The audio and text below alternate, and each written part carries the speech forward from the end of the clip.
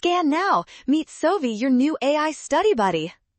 Finding the average value of this function over the interval from -2 to 6 is fast if you follow these simple steps.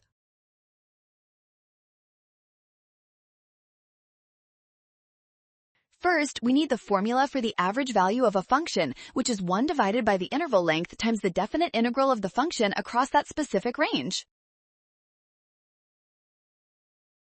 Next, we calculate the area under these 5 line segments by breaking them into simple triangles and rectangles, making sure to treat any area below the horizontal axis as a negative value.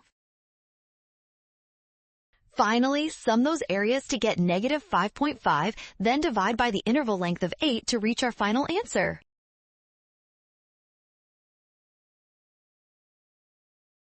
Well done! Option A is correct. Scan the code to learn with Sovi. Watch signs carefully and trust the given geometric shapes.